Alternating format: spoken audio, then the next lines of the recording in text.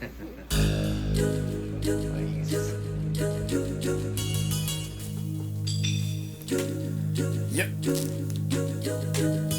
As you can see, we were at the dump and we found some games. Are they good games? They don't look like they're good games. A lot of them look like they are licensed piece of shit games, but nonetheless, we're gonna have a look at them. Hello and welcome to another exciting episode of Randolph Goes to the Garbage Place and Find Garbage that is actually treasure to him. And welcome to, I guess, a sequel to the $0 gaming setup where I, in part 2, showed a PS2 dump hole that came in at a price of $520 in value. I think in terms of money this is gonna be a bit of a disappointing sequel because the last dump collection was clearly accumulated by a teenager/adult, and the teenager/adult that liked JRPGs and collected those well into the PS3's lifespan, which meant that they picked up a fair amount of lower print run games, which drove up the price of the collection as the years went on. This collection is not that. This collection was scrounged together by a child, and a child that really liked Disney's Pixar's Cars.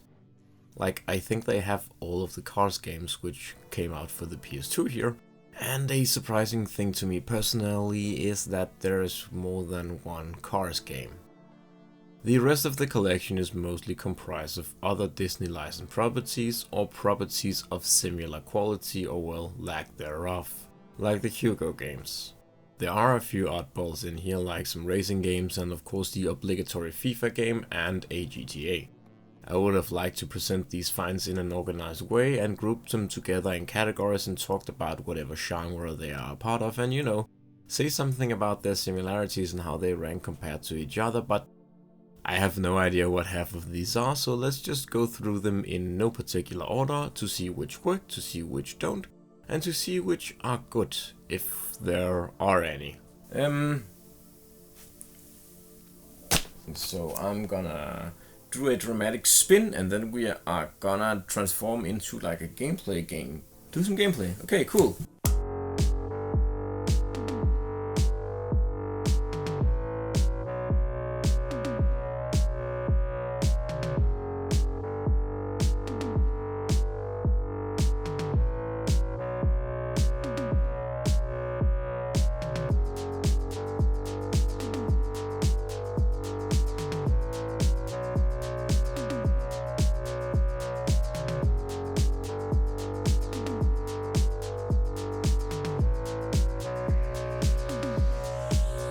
Let's start off with a Cars game, which thankfully doesn't work.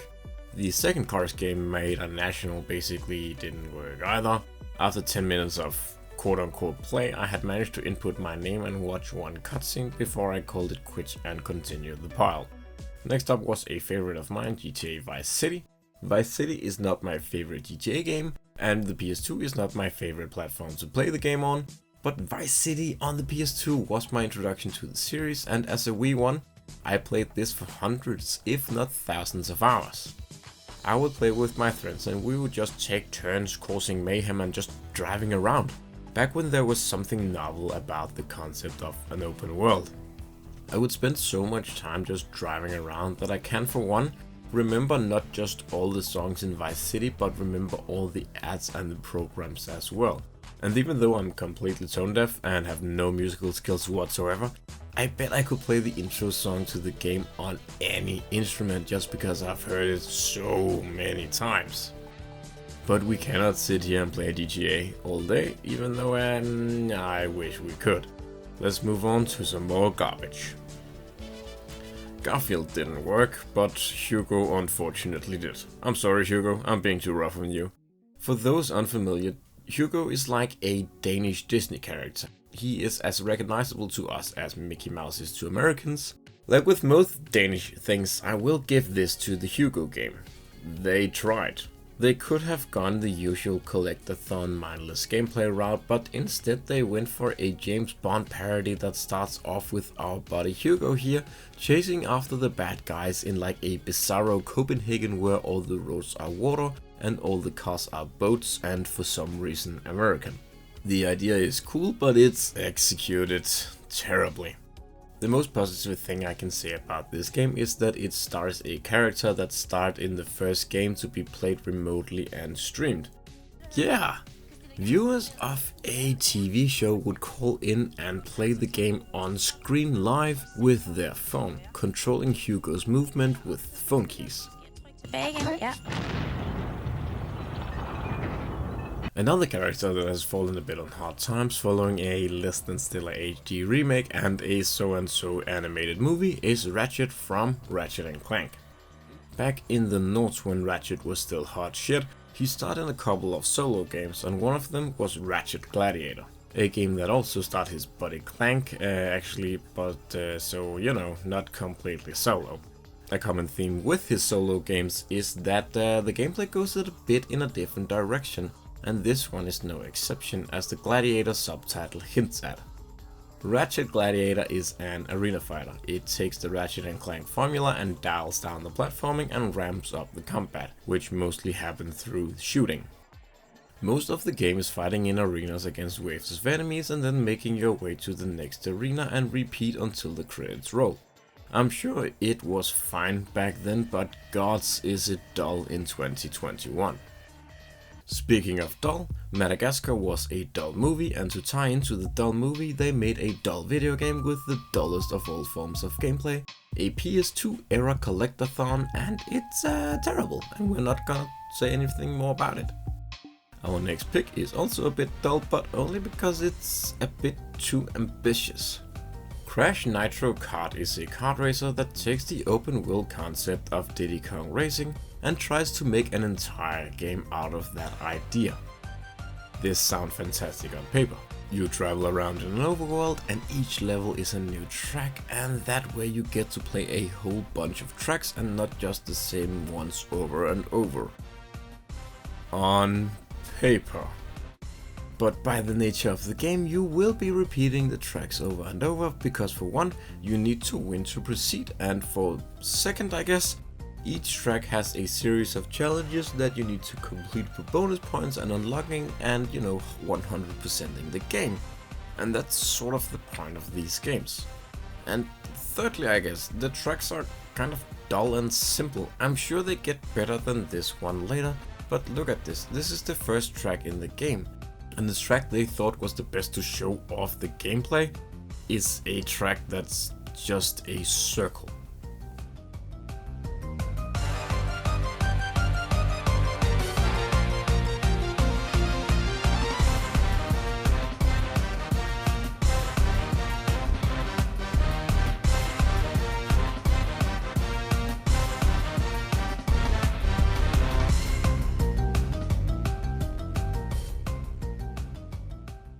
This is the part of the video where I would say a thing about Crash that is vaguely related to the next entry. But this third COS disc didn't work either, and neither did the fourth one. And you know, I'm so sad about that. Really? What did work was Gran Turismo 4, and while Gran Turismo 4 is less good Forza, it is still good in its own right. Yeah. Sure, the graphics are way worse than Forza, and it does not have the same level of car customization, and the career mode seems to be absent, but it's still a fun game, and I have a fancy steering wheel for my PS2 which makes playing really an immersive experience. Like, one of my dreams for when all this is over and travel is doable again is to check out some of these awesome arcade cabs that are, you know, placed around the world. The kind of ones that put you in the cockpit of a space fighter or uses an actual motorcycle that tilts as a controller. But until then, Gran Turismo with the Lotus controller is not a bad substitute.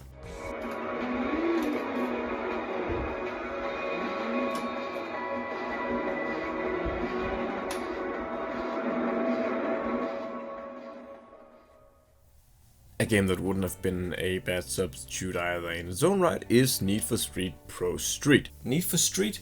Need for Speed? We got Need for Speed. We got Need for Speed Pro Street. But it did not work. But Need for Speed Hot Pursuit 2 did, and correction, the first cutscene worked. A game that did work fully, although I wish it didn't, is Truck Racer. It is about as bland as it gets. The cover looks promisingly bad, and it is by Nordic Games, a company that is now THQ Nordic. And one thing they were known for in the Nords was shovelware, and this game is no exception. It is so confoundingly bad and blandly made that you wouldn't believe it. It's not just the little things like the game starting on the 2-player mode assuming that you roped some other poor shite into playing with you. It also things like there can't be more than 2 cars on the track at the same time because that's how badly it was coded. And if you want to know how to code a racing game so bad that it can only have 2 cars on the track at the same time in 2008 for the PS2, well, wonder no more, because this game perfectly explains that in its menu itself. Notice there are 2 challenge modes? Yeah, they are the same challenge mode but with different rewards. One is to unlock cars and one is to unlock tracks. In a game not made by morons, this would have been the same challenge mode. But what we have here is what I call yandere development, named after the titular yandere dev. If you're not familiar, he's very bad at coding and codes like a child following a Unity tutorial.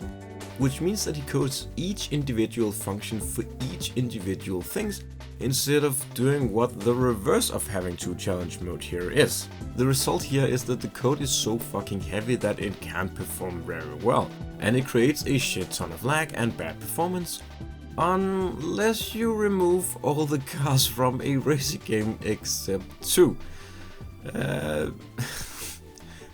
We gotta go outside because I'm getting mad.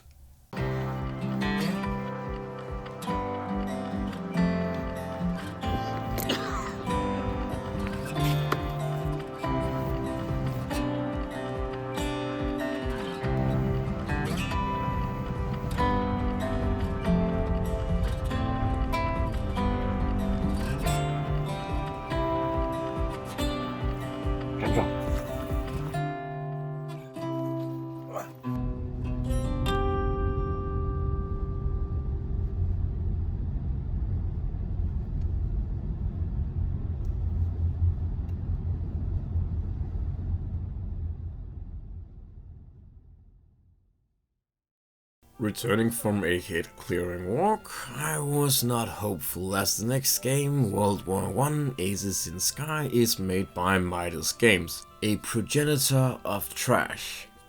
And it's actually not bad. It's not good, but it's not bad in a way that I want to tear out my eyeballs. Each stage is a mission over some battlefield in Europe and you play as the Red Baron or some shit, and you must shoot down other planes or shoot targets with your machine gun while keeping an eye on your fuel gauge. Because the PS2 does not have analog triggers, you cannot maintain a constant speed even though the game is obviously made for that. You're just kind of pumping the accelerator at random intervals to achieve the required speed. It is something that would annoy the absolute shit out of me if the stages were not like 5 minutes each. Surprisingly fun experience, or maybe the previous shit has just rotted my brain to a point that I find a Midas game playable. I love flying games for some reason, I don't know why, and I especially like these like Red Baron flying machine things. There's something neat about them, because they don't look like they should be able to fly, but they do. And I think it was not funny, but I don't know, something about grown-ass men, like flying over the German countryside in these old-ass planes, trying to like shoot each other with machine guns. Just, I don't know, it seems weird and funny.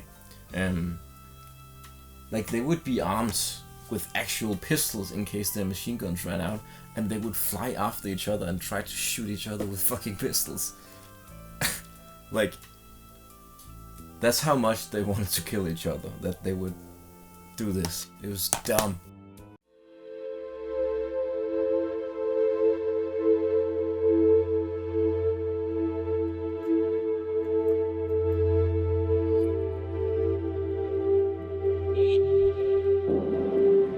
Agent Hugo returns from earlier in the video, but this time in the sequel, Agent Hugo Lemon Twist. The developer realized that the whole open world thing really didn't play that well, and that being original was a lot of hard work, so they blew half the budget on the sequel, on the CGI animations, and the other half on making a Crash Bandicoot clone, but terrible. Yeah, sometimes prior to 2006, a bunch of Danes were sitting around in a bodega drinking warm beer and trying not to make eye contact with the regulars who didn't take too kindly to some fancy ass computer people being in their bar. And they decided to make a Crash Bandicoot clone a decade after Crash had ceased to be relevant. And they also made it terrible. The controls are stiff, the levels are boring, you are chasing lemons for some reason even though that is never actually explained, and Hugo does not have a thing for lemons. And the whole thing works on the 3D plane, and Hugo just kind of slides all over the place. I mentioned earlier how the mighty have fallen from being the first game to being streamed to being that other Hugo game, but this is the bottom of the barrel. I am so sorry, Hugo, you did not deserve this. You start in something that was really revolutionary, and you started that thing 40 years before it became a thing. And then you ended your life as a terrible Crash Bandicoot clone a decade after those games ceased to be profitable. That's a fucking shame, my dude. And why not go from a terrible Crash Bandicoot clone to a terrible Sonic clone, because that is what Chicken Little is. I have not seen the movie that I am assuming this is based on, and I do not wish to if the game is anything to go by. You play as the titular Chicken Little, and you must navigate through levels, collect acorns, smash obstacles, but like Hugo, Chicken Little also glides around and does not stop when you stop moving, only when he feels like it's time to stop. It was not as bad in Hugo because you were always moving forwards, and you were not jumping from platform to platform. You were instead jumping across gaps mainly. But here you are, and you are going to plummet to your death, and it's terrible, and I don't want to play anymore.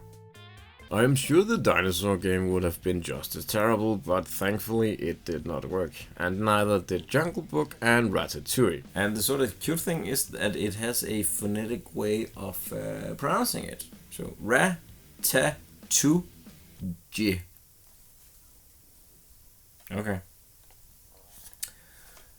I'm not going to play FIFA 10 either because it's FIFA. And that just leaves us with the final and surprisingly expensive game, White Van Racer. Now it's your turn to become the infamous White Van Man, instead of just being an innocent road user on the receiving end of the crazy driving. White Van Racer puts you in the driving seat for some seriously madcap racing, road hogging, pushing and shoving through rolling countryside, country lanes and mountain roads. From ice cream and burger vans to plumbers and window cleaners, choose your vehicles and take on some truly insane opponents in tournaments, time trials, quick races. Progress through the tournament to unlock more tracks and vans and ultimately become the most feared and revered White Van Racer of them all.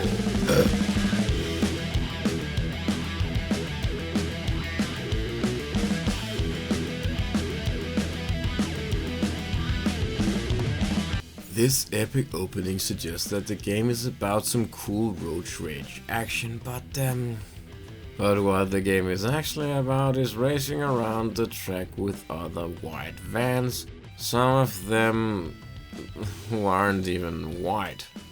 And that whole thing about becoming the White Van Man, yeah, that's not a thing, you're just boring old you. I think the most positive thing I can say about the game is that it has more cars on screen than Truck Racer. But that also comes at the expense of looking like a PS1 game, complete with PS1 fuck. It's fine, I guess. I mean, it's terrible, and the races do not have any AI, so the result of the race is predetermined. Whoever emerges from the beginning mosh pit will win the race. Normally there would be a chance to fuck up a turn and lose first place, but the AI is not capable of that, and neither is the player really. because there is zero inertia in the controls, so when you tilt the controls you go that way that you're tilting in. And the cars do not have any weight to shift or anything. Most of all, I'm just disappointed that I did not get to be the white van man and terrorize pedestrians, and that the game is not more self-aware of the white van jokes. It legitimately tries to be a quote-unquote cool racer about blue-collar workers racing around in their white vans. That's it.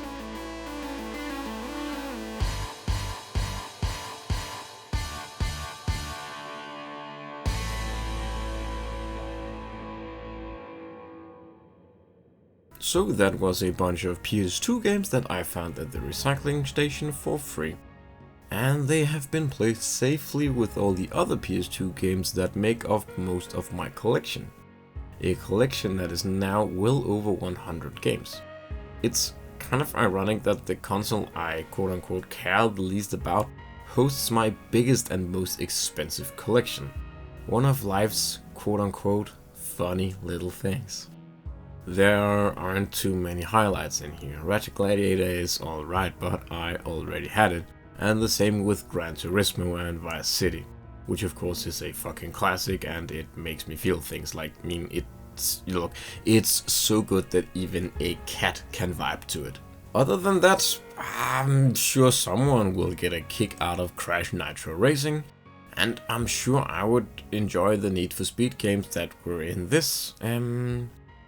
I can probably resurface the disc and get them working. Another time maybe. Anyways, I hope you enjoyed this collecting update. It was fun to play something that I would have never played. And it was fun to talk about some things that I can't really find a way to talk about long enough to make up a video, like the Hugo streaming thing or the shovelware publishers. Well, that's it for me. Until next time, bye bye.